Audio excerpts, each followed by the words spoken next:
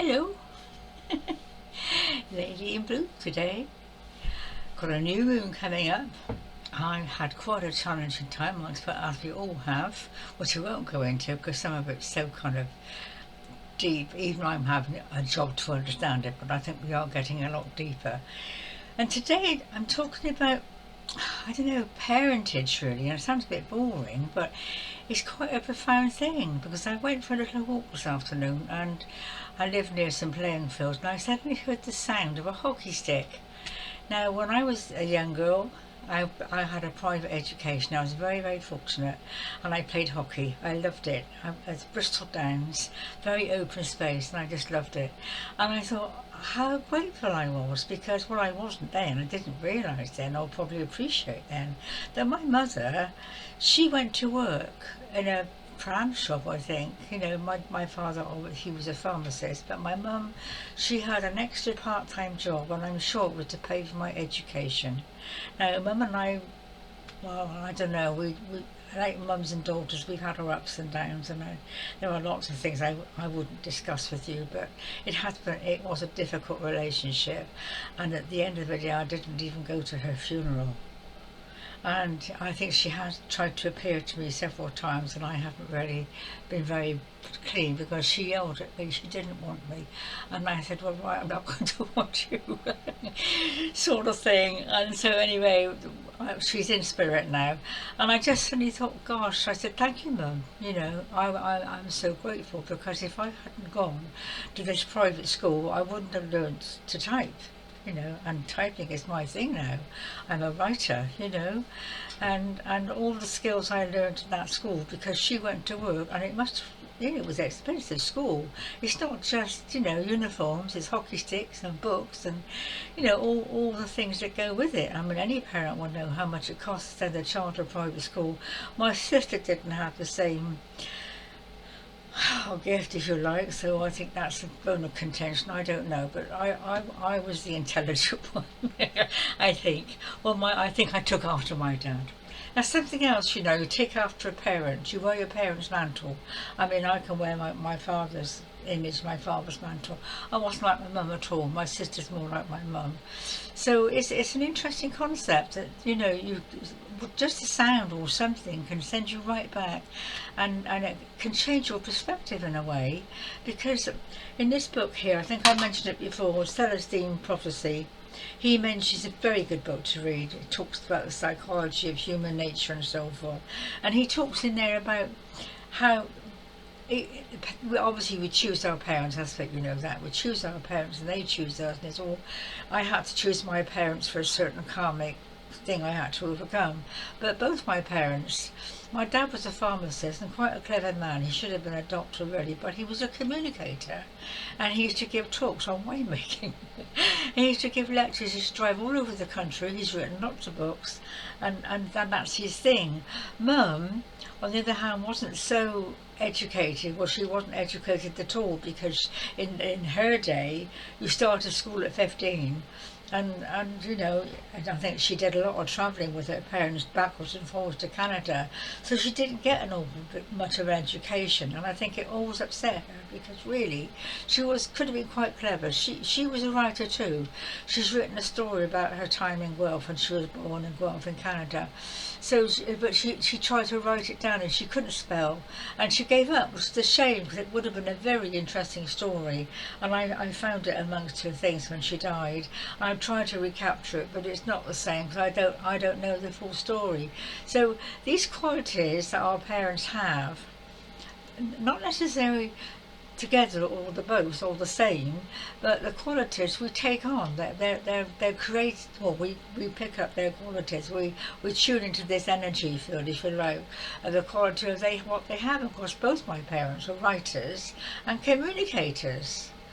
Mum was, well, they were both spiritual too in different ways. My dad was very much of a carer, and he loved the occult. He was very much into the occult. Mum was terrified of it.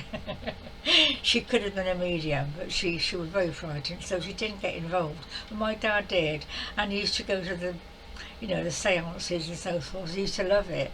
And of course, when I took off on my stuff, he was very much in favour, and he was very proud of me. I don't do that now, but in the beginning when I was channeling, you know.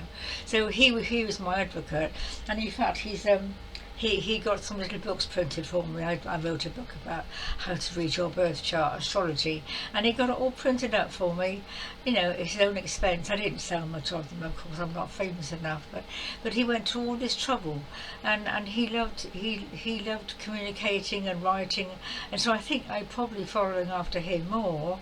Mum was more apprehensive and didn't want to get involved, but it is interesting, isn't it, that, you know, if you look at your parents and their qualities and what you've picked up from them, no matter how sort of vague, it's not very obvious, but that's why you chose your parents, to pass on this particular quality that you probably already have in your soul anyway. So if you're sort of struggling to look for something, look to your parents, even though they may not be alive.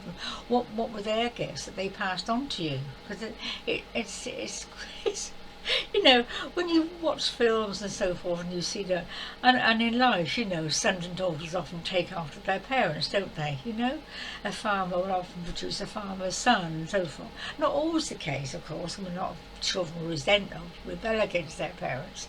But I think in my case, it was, I didn't realise it until, not that I have realised it before, but today it became very apparent that my mum, if she hadn't gone to work and paid for my education, I wouldn't be doing what I'm doing now. I don't think in those days you didn't have choices. I mean, you were either a secretary or a nurse.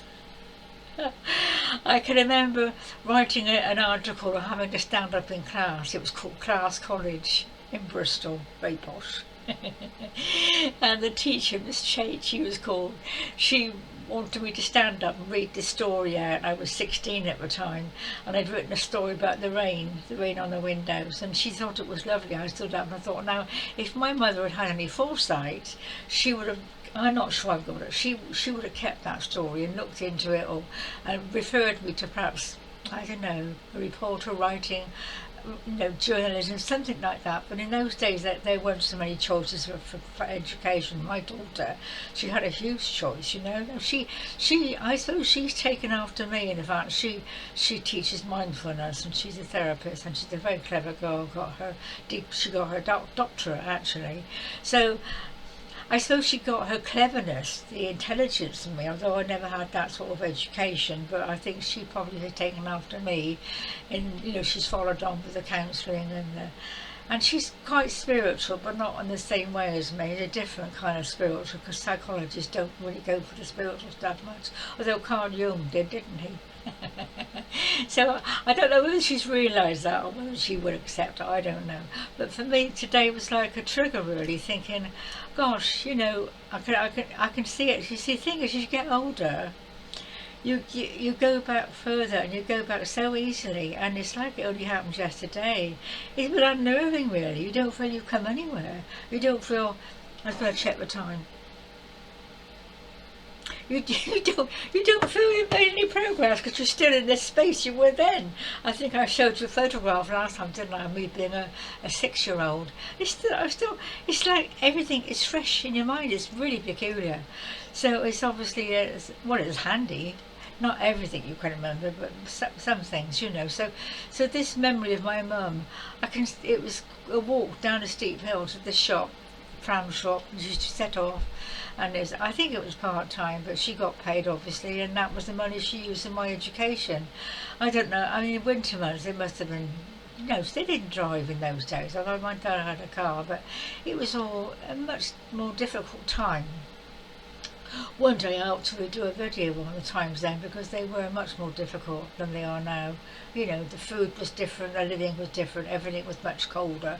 I mean, talk about cold. Well, yeah, I've got a very warm bungalow. I'm very lucky actually, but the cold in those days you would not believe. In 1947, that was the coldest winter for many, many years. Lots of snow and stuff, and the coal ran out.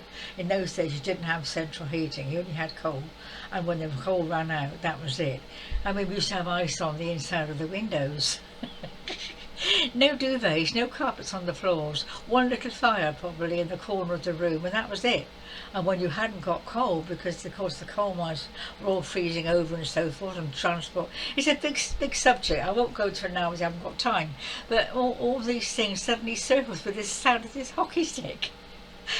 It was kind of, in a way, reassuring, because I've been feeling a bit fragile, a bit lost, a bit sort of homesick in lots of ways. And I thought that just took me back to those days of putting on my uniform. I had to walk a long way to the bus stop to get to school.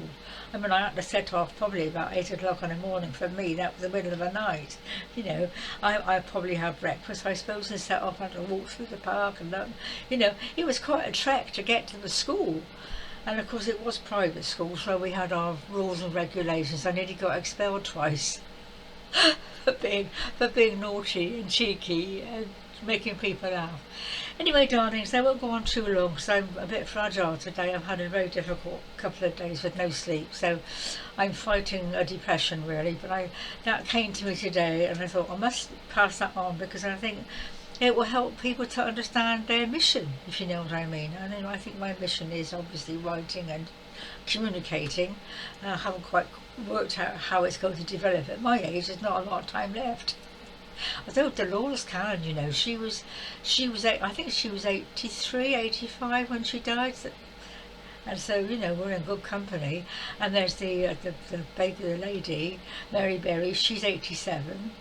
Joanna Lumley, I think she's about my age. So, I mean, I keep trying to think of these women who look very glamorous, and but if you've got money and you've got love, you have a lot more in your favour. I don't have that at the moment. Well, not here anyway, not on this plane.